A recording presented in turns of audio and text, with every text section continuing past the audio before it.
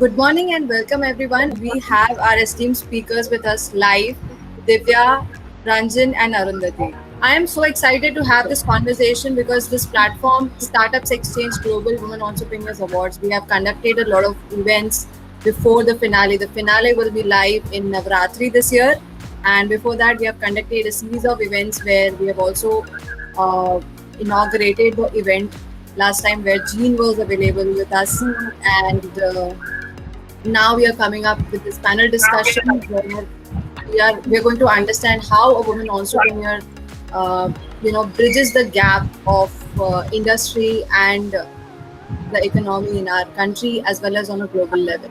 So let us start with Arundhati. Hi Arundhati, how are you? And do tell us about your experience. I've read about you, and I would like to learn more about you, how you are working in this sector of MSMEs. Hi, Honey. Glad to be here and meet all of you. It's been a exciting journey. MSMEs. There are two things about MSMEs which excite me a lot. It is one is that the sheer impact that MSMEs can have on life in general in the hinterlands and in the cities both. The larger corporates with which I have had most of my career operates in a very limited area, whereas I have traveled to many more places than I have traveled in my 20 years of corporate sector job. So that was quite exciting, the kind of impact that they are having deep into the country. That is one thing that excites me. And the second thing that excites me is the fact that this segment has not been supported at all. So a very the moving the needle is very easy. Very small inputs that we give or the small activities that we do for them makes a huge amount of difference, because they have not done a lot of things in certain areas and they have not been supported by strong professional because the larger organizations, the more skilled people are running after large corporates, and therefore they have been lacking the professionalism or the mind power that larger corporates enjoy. And therefore when people like us today, there are many people like us who have left their corporate jobs and are working with startups and MSMEs, and when they come in and bring best practices, we can move the needles very fast because of that. So these are the two reasons why I am where I am, and that's the journey I've had. I've learned how MSMEs think differently from large corporates, and what are I'm able to bridge the gap between the high level of professionalism that large corporates use to bring out their best, and the grit and entrepreneurial spirit that smaller organizations have to go into places which large corporates would never dare to go. So those are my learnings, those are my experiences in the last 3 years. It's been a very exciting journey, very different from my first 20 years in my career. In many ways very similar, but in many fundamental ways very different and exciting. Good to know. Thank you so much, Arundhati, for that introduction. So, Divya, are you there? Hi. So, do tell us about your experience and your background. So, although I started my career at Google, I quickly realized that I wanted to set up something on my own.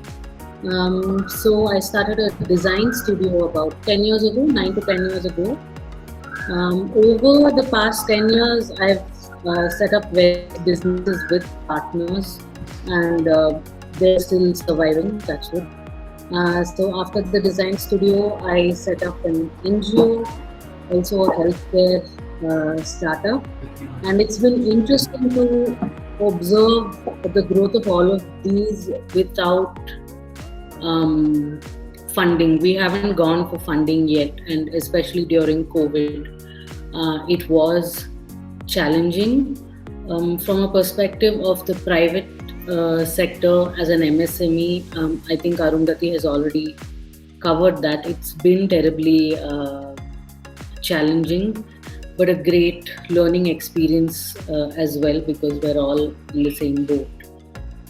From the point of view of an NGO, for the past year, I run a climate action NGO. We've not pivoted, but we've doubled down and done COVID relief work as well. So we've literally firsthand seen the kind of misery and difficulties that people have been going through. Our private sector work has almost come to a halt, especially with healthcare. OPD departments were not functioning, and for good reason. So we couldn't continue with our trials, etc. It's mostly been COVID relief work over the past year, and we've put financial, stakeholder and employee engagement strategies in place, keeping in mind the pandemic and the fact that lockdowns will be on and off for the next few years. There's one part where it's scary, and there's the other part where small businesses like us do not have an option but to be equipped. Yeah, so that's me. Lovely to see how you're making an impact in the society. Thank you, Divya. So Ranjan, we would love to know more about how you are helping the women entrepreneurs community. You are into this sector as well. So do tell us about it. Thank you, Honey. So basically, I have been working in this field from last 15 years at the age of 11. So I have started from teaching background in rural part of Gaya, in Naxal affected villages, and then we move on toward startup ecosystem from the scratch.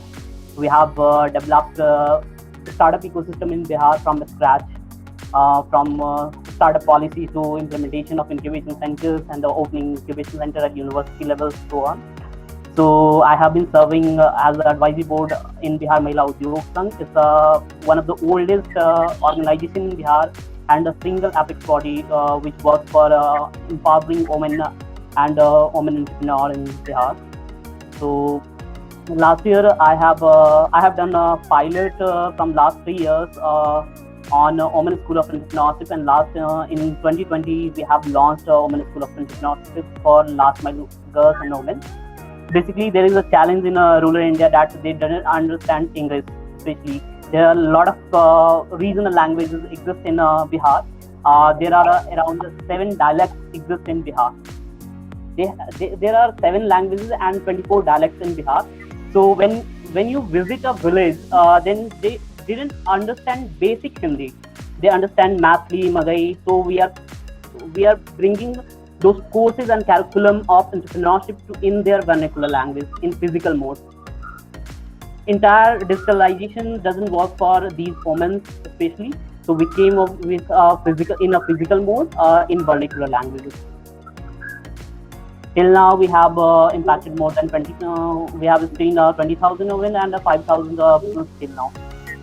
Amazing, the way of work and the part that you're penetrating in India, tier 2, tier 3, where there is a lot of potential and we probably are missing out on it. So thank you so much. Yeah, we have seen in the last 1.5 years, after pre-COVID especially, this will help them a lot to survive them. Yes, indeed. Thank you so much, Ranjan. And let's begin the session with some questions. So I would ask this question to all of our panel members today. For an entrepreneur, be it woman or any entrepreneur out there, how do they align their business in this COVID situation? In fact, post-COVID situation, and the challenges that they're facing, also the advantages, the pros and cons both. What have you seen and what is your take in this? I can go first if no one. Divya, you can go. Sure. So when the pandemic hit and work from home became the norm, at least for the time being. I was one of those people that thought, oh, it's work from home, so women will get an equal footing now because women are expected to balance both aspects of home. But it's shameful, and I'm terribly wrong about that, because what happened with work from home is women didn't get an equal footing. They got more of a beating for their career, because now you have more work at home. You didn't see a lot of participation domestically to help the woman. So there was caretaking at home plus work, and companies almost started treating work from home as a 48-hour work cycle, where there are no stops in place, and you're expected to work long hours. So I think that miserably backfired. Women were anyway struggling pre-COVID with financial help. We see a lot of policies being put in place of late, but still I don't think has reached the grassroots level as much as we'd like to see it. So I think women have been disadvantaged by COVID in terms of careers and businesses. It's easy for us to tell these women the metros are still okay compared to rural women who are trying to make a living, to pivot and reorganize and do all of that. But genuinely what they need is cash and resilience building. And coming from the climate space especially, we see that doubly hard. Whatever as an NGO you build up over the years, it sort of gets a setback. And I think Arundhati and Ranjan can really speak to how civil society has contributed in supporting these women. So yeah, there's been a big disadvantage. On the positive side, it has left no choice but for women to digitally upskill. Again, it's on the government, civil society and companies to ensure that they upskill. And I'm not sure to what extent counseling has been given, which is another important aspect for women to deal with. We were working on a gender equality game to introduce to schools so that kids grow up to a more egalitarian society. And we realized that, oh my God, now more than ever we need it, because people need to come together, families need to come together to support each other. And it's not just the women, it's men too. When you talk about gender equality, how the boys are raised, with what expectations they're raised of women, of themselves, because it's been a lot of mental stress for say even men who are doing caretaking or earning for the family, losing jobs, etc. So yeah, while the plus side has been compulsory digital upskilling, there's no at least not sufficient systems in place for people to even utilize that digital upskilling. And it's not just women, it's children also who have lost ground because of this. Sure, there's no school. I'm not saying that at least in the metros 1 year of school or 1 year of learning from home impacts. But if you think about rural India, where they do not have the opportunity for online schooling, civil society has scrambled to set up things for them. So I think civil society also needs to be enabled in order for them to help women and children. That's true. The point that you highlighted about the children is also impacting the society at large, and probably we are not able to identify it at this point. Thank you. We're able to identify. Yeah. It's about what we put in place. Thanks. Exactly. Providing that resources. Yeah. So, Arundhati, you tell us, what have you seen the difference pre and after COVID? There's no, of course, there's no, it's a no-brainer. It's been a very hard year and a half. It's been an extremely hard year and a half. Some positives, some negatives, more negative than positives. But I think also that there are some huge positives. If we can carry this through to the coming years, then some of these things, like at least men are taking part in household work, which was like, women and men come back from office, but the woman is expected to make the tea, right? So I think that there is certain amount of change. Children are taking part in managing, getting a cup of tea for the mother or getting a glass of water for the mother. Children are taking part, but has it been hard? I'm right now away from Delhi, and children have lost complete year and a half. They have lost. There's no school, there's no online school. Children are just hanging around. There's nothing. So it's been a very hard year. But like Divya said, digitization, certain amount of realization that everybody has to contribute in the house. The recognition that household work is a huge amount of work. When you do it, when there are a lot of people who thought that housewives don't do anything, right? It would always, my mother doesn't work. What the hell? Your mother doesn't work. Why don't you stay at home and see? And now they have stayed at home and seen. So there are these realizations which I think will help us in the future as well. Has the woman taken the load of the work? Yes.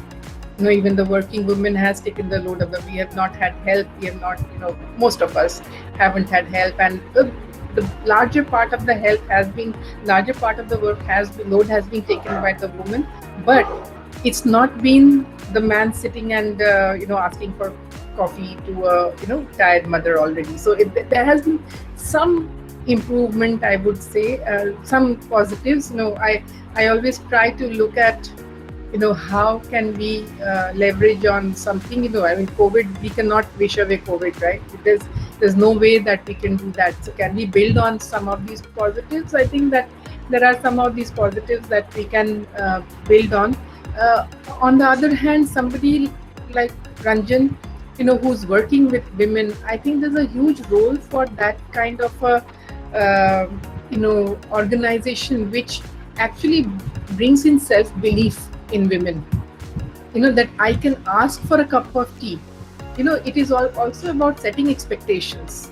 When you don't set I would always, I always like to say that I have control over only one person, that's me, right? The others I can only influence, right? A little bit of, I can try my best to influence. So when I ask for a cup of tea, I set expectations.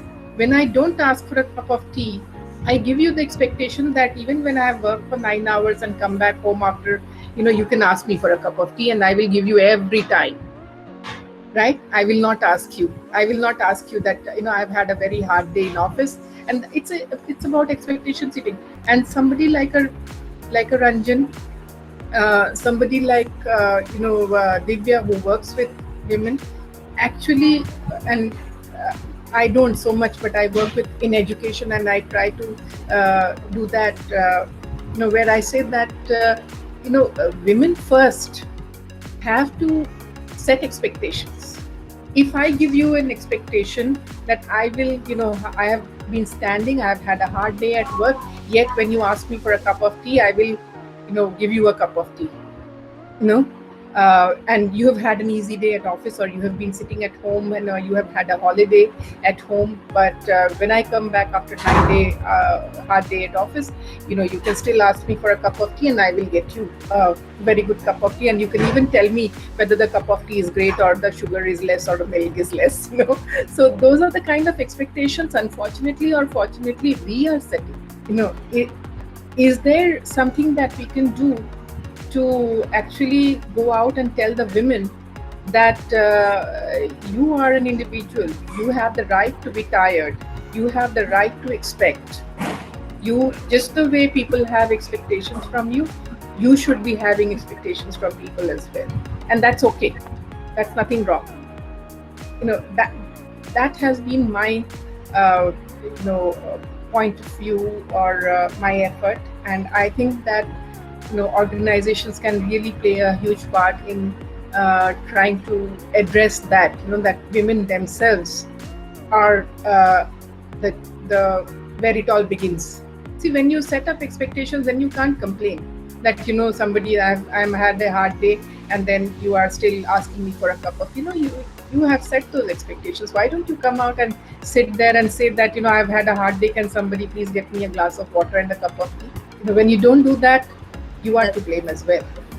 That's true. The this is very important for a woman, even for anyone out there. Even if you're working in a corporate, nowadays we have seen people working more than they were working during the normal period where there was no COVID. So setting expectations is very important out there. Definitely. Thank you so much, Arundhati. Ranjan, do tell us what has been your experience in this area? In the last 1.5 years, I noticed two things: pre-COVID and post-COVID. So basically, after post-COVID, I saw that a star is born, as an entrepreneur is born, especially in rural India. I have worked from last 4 years, especially on pilot projects. So I have met more than 40,000 women, and they have their skills, but they didn't have the guts or a kind of energy to put their businesses. But when things were gone out, their husband have lost their jobs in the other cities, and so they will come they have the guts to start something to sustain their houses. And somewhere this is the biggest thing which post-COVID has given us. It will use so great thing, a kind of development after 5 years, when these small entrepreneur, a small women entrepreneur will rise up a little bit bigger numbers as well. That's as per Startup India, we have around 27,000 startups, and only 5% of women entrepreneurs exist till now. So this, I think, it has risen around 7% in the last 1.5 years. That's the biggest thing and biggest positive change in the COVID period, especially for women. Wow, that's a good amount of improvement. Looking at the resources available. So speaking of the resources available, do tell us or probably enlighten us about how a business, be it a woman or any entrepreneur, how a business should arrange cash, funds, or liquidity, for that matter, to run a business without even asking for loans or collaterals. Is there any way out for that? Yeah, especially in a state like Tier 2 or Tier 3 cities, you can move toward government plans or projects, such as the government has already started the startup policies. In each state, they are giving around 10 lakhs with no collaterals or something like that. Recently, in Bihar, we have started women entrepreneur funds for youth and women entrepreneur funds, Udami Yojana and something like that. So you can get 10 lakh rupees, 5 lakh as a grant and 5 lakh as a loan, which you will have to return within a 5-year or 10-year expansion. So these kind of things will already exist. You can apply there and you can get that. Arundhati, do tell us how you are into the MSME sectors. This sector requires a lot of working capital that we understand. So do tell us how does a business arrange these kind of funds and liquidity? The larger MSMEs, the larger, or I would say the medium-sized organizations, I would think that we have to stop thinking about debt and think about equity participation.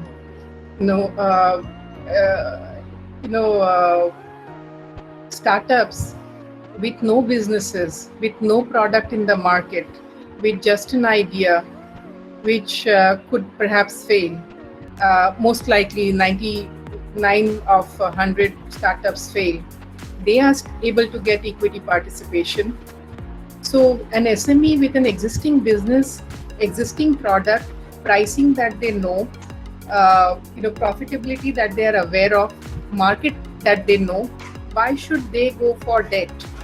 why can't we look for equity participation? Yes, it needs a platform. Startups are there are a lot of people who are willing to bet on. There's a platform, there are incubators, accelerators, etc., but which was not there a few years back.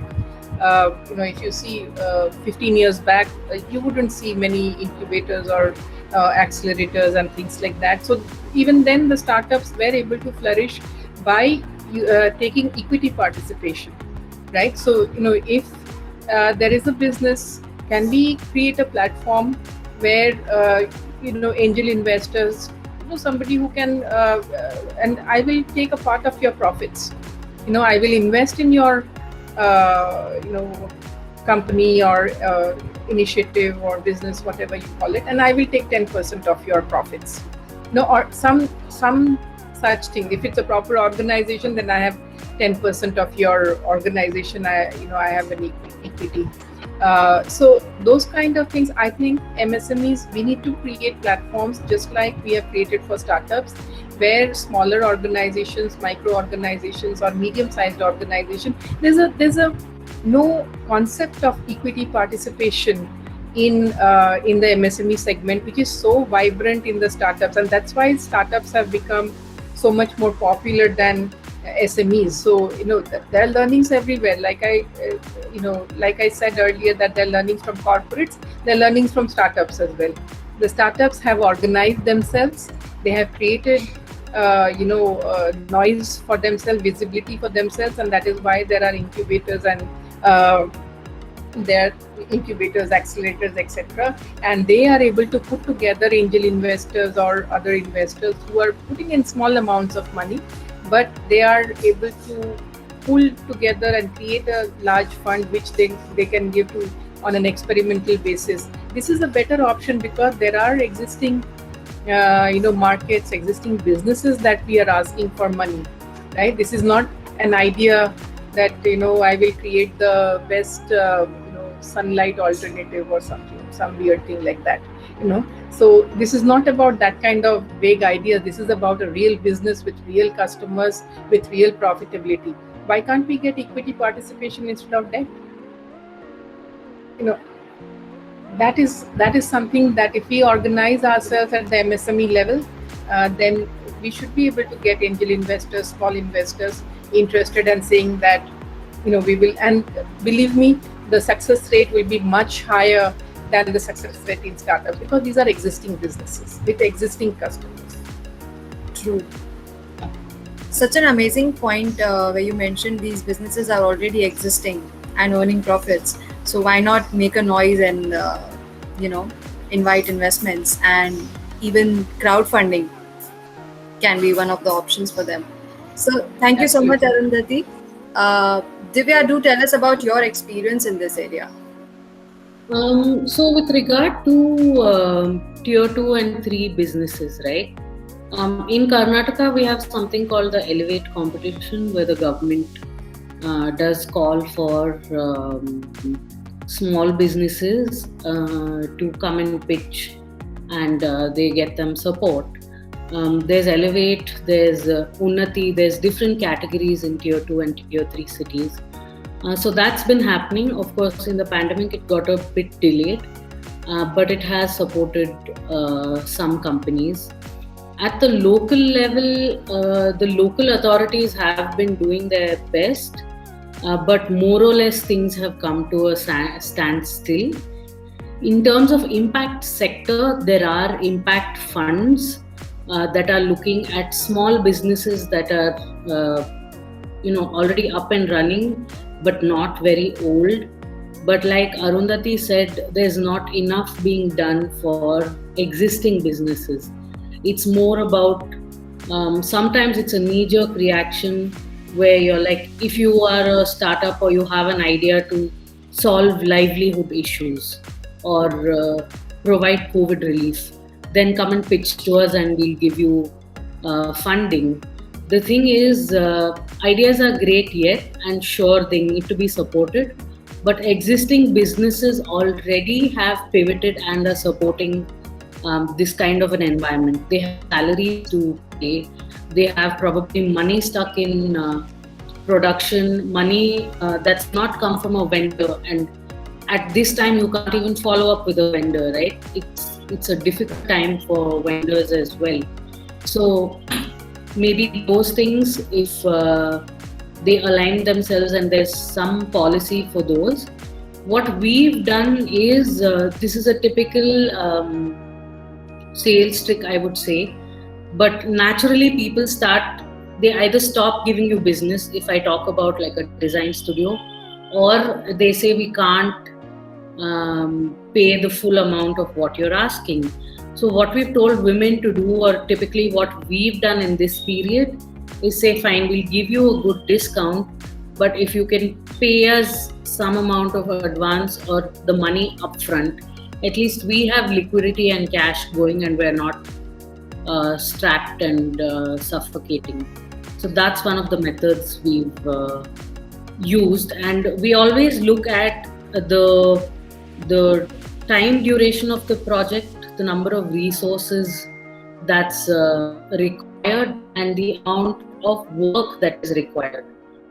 And always, if the work is a lot, then your time has to increase and the cost has to increase.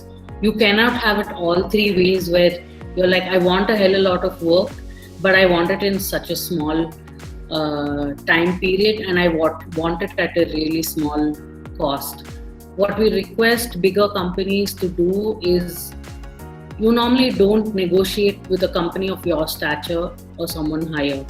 But when it comes to a smaller player, you immediately want to slash their money. And it's not that if there is a quality difference, of course, but I think India is a kind of market where you have a chunk of people who are okay with a service that's provided as long as it fits their budget.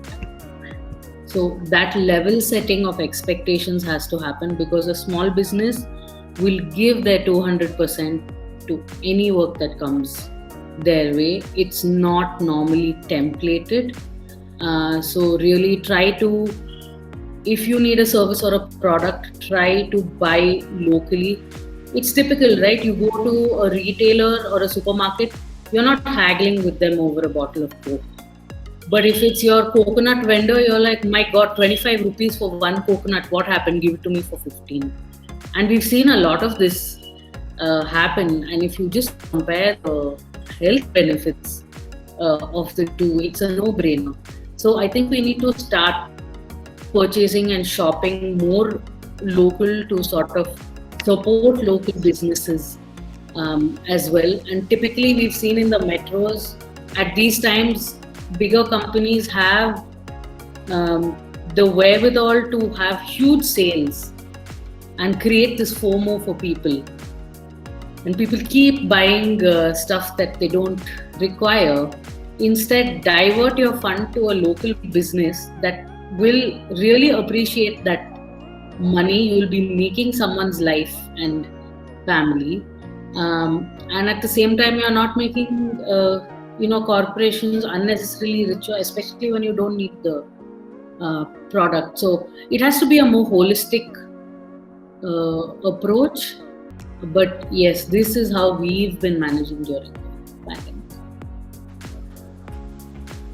Very interesting and very important when you said that when you are taking the contracts, negotiate and probably take some money from the partners in advance so that you have that kind of a liquidity. Very interesting. Thank you so much for that. So speaking about lean budgets, less working capital, how do you engage a lot of customers in this and in such a lean budget, and how do you manage to grow or take it to the next level? Any thoughts? You want me to respond or is anyone else taking? Yeah, Divya, you can take it first. Okay. With a lean budget, obviously expectations have to change, right? The lean budget is not just on your front, it's also on the customer's front. And at this time, great, there are buzzwords like hustle, do your best, give the best customer service, etc., etc. But the thing to acknowledge is that it's a pandemic. Things won't be normal. It shouldn't be expected to be normal. So first and foremost, your team, you need to ensure that safety precautions are in place. It's work from home, so you're level setting expectations with the client as well. For us, what we've done is even from before the pandemic, we were on and off remote because as digital we could do that. As an NGO, we can't. So for us, pivoting to digital was not such a challenge, but we had to have a conversation with clients and say, here's what's happening, it's digital, mental health of the team is important, as I'm sure it is for your team as well. Here are some of the checklists that we can hit and fulfill for you, and here are the things that will be delayed. And since it's a lean budget, we are all doing our best. A lot of stuff has to be pivoted to digital. A lot of times customers will not be able to afford the kind of services they require. So at that point, if you really want to support your customer, it's not by burdening your team, but by looking for alternatives that they can use. For example, in the design world, yes, original design costs money, but if your customer is unable to burden that kind of cost at the time, suggest to them softwares, for example, Canva. It's amazing to tide through. In a pandemic, not a lot of buying is happening, so you don't need phenomenal creatives. A Canva works just fine. It's got beautiful designs. So are there temporary alternatives that you can provide to your client? That's how we handle lean budgets that are coming our way. In terms of NGO and waste management, we have no option but to be on the ground. So then we approach the local government, because ours is an essential service. We cannot say work from home for waste collection or segregation. So then we need material from local authorities, safety gear, etc.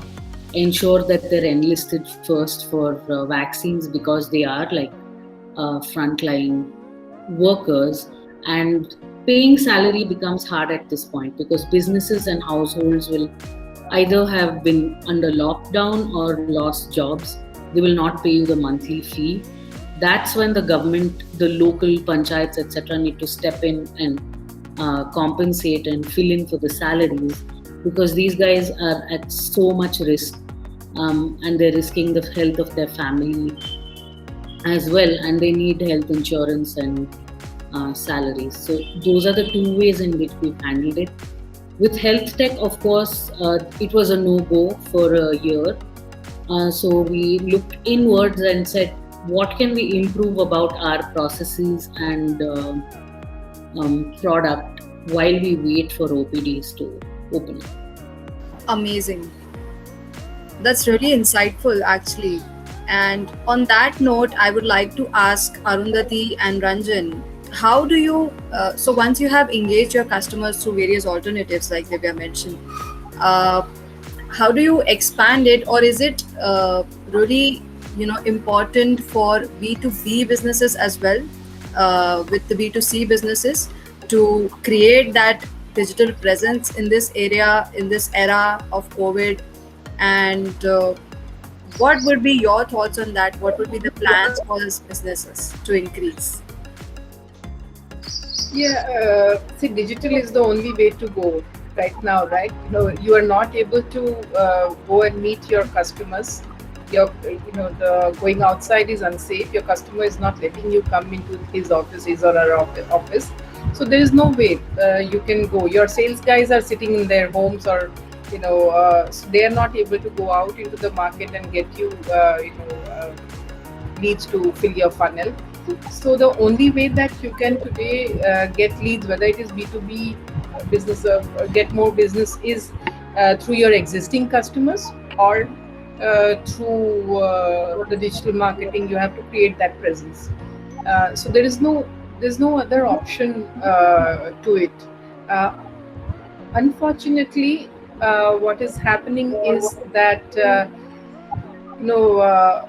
people are not yet able to put in some best practices, some minimal best practices in place, and a DIY options are great. They are out there, but you need to be spending a little bit of time learning those DIY options and doing your best to focus on marketing as much as you are focusing on other parts of the business. See, marketing is a marathon. It doesn't change your business in the next 2 days.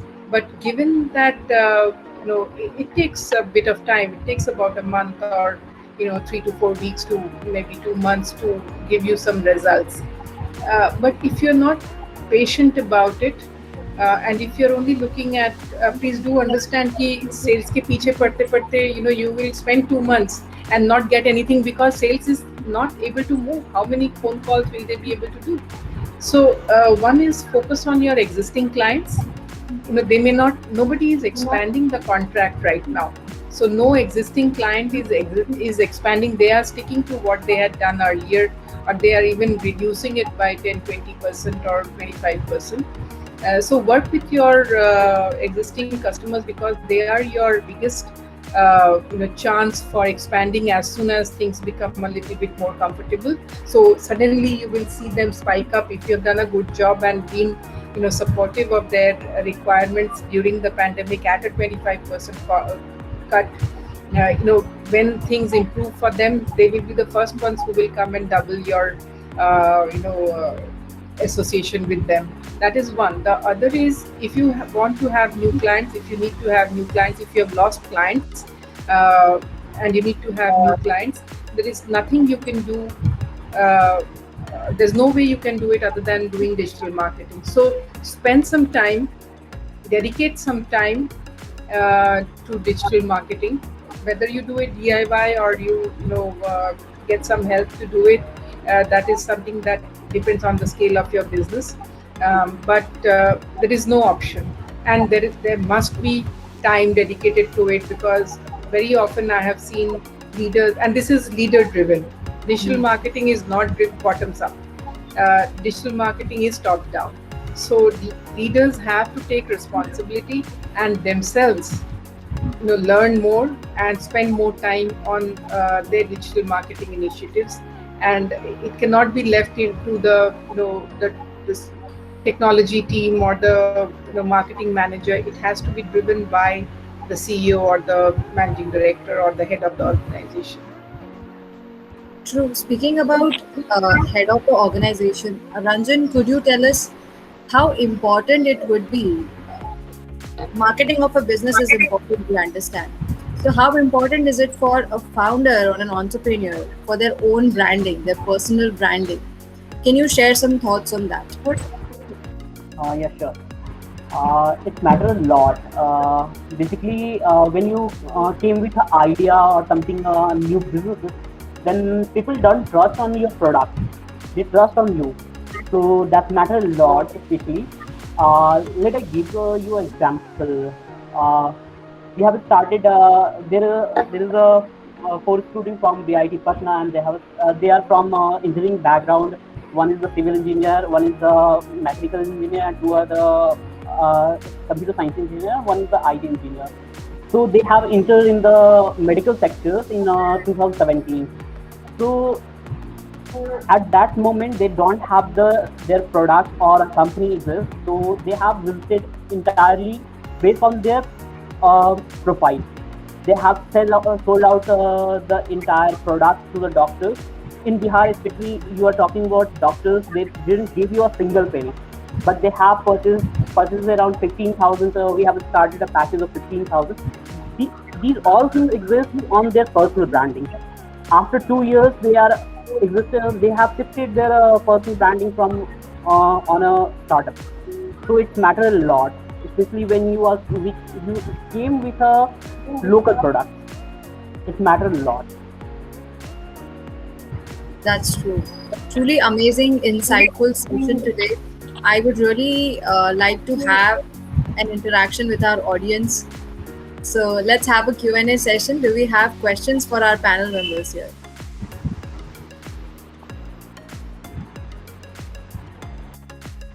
Yeah, hi guys. So thank you for all the insightful learnings that you've given us. So it's from, I mean, we've got really good pointers from each and every one of you. So like a quick pinpointed points. That's really nice. Thanks to all of you.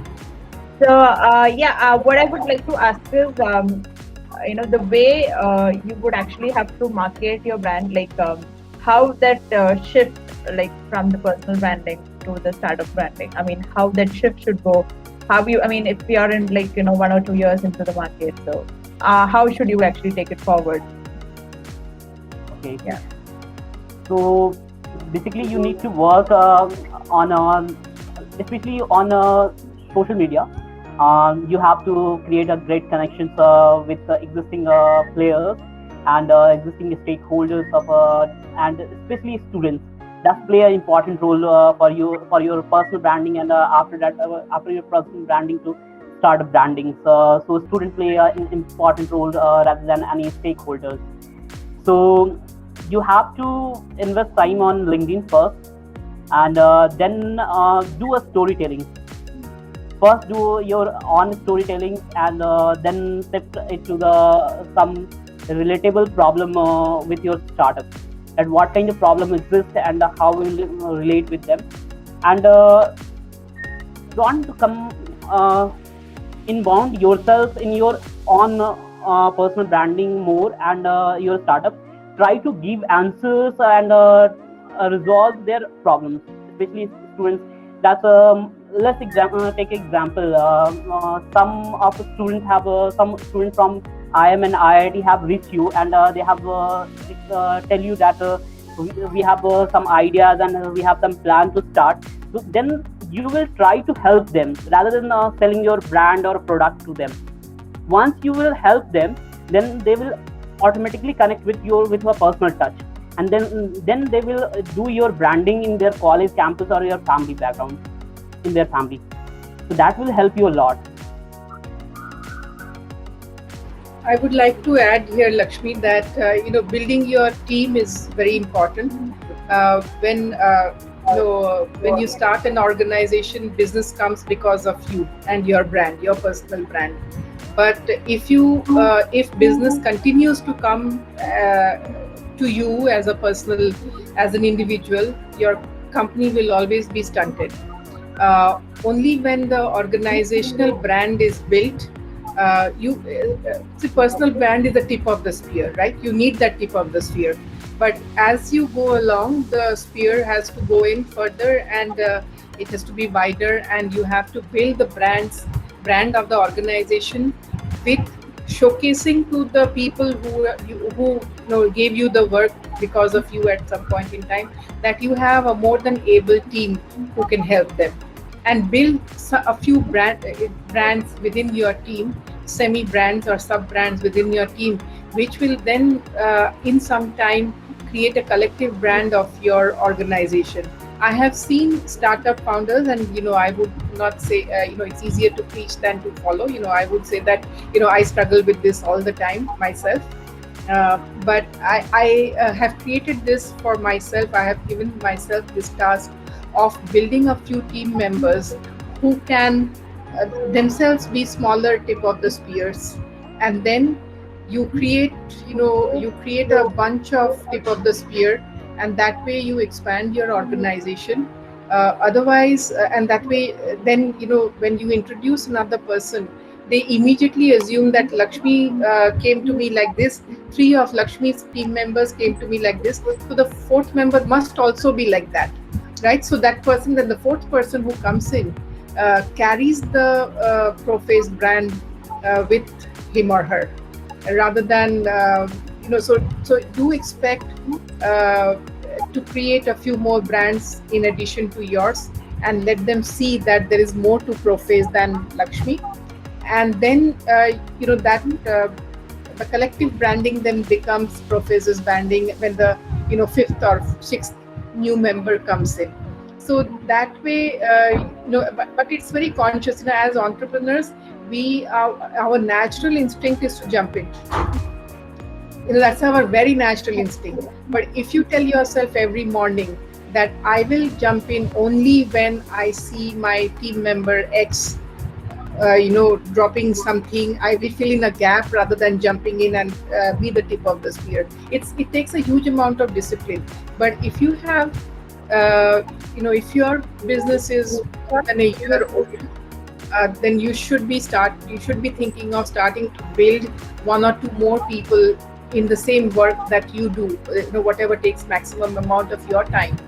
That work, you should have two more people. Of course, they will not be as good as you are.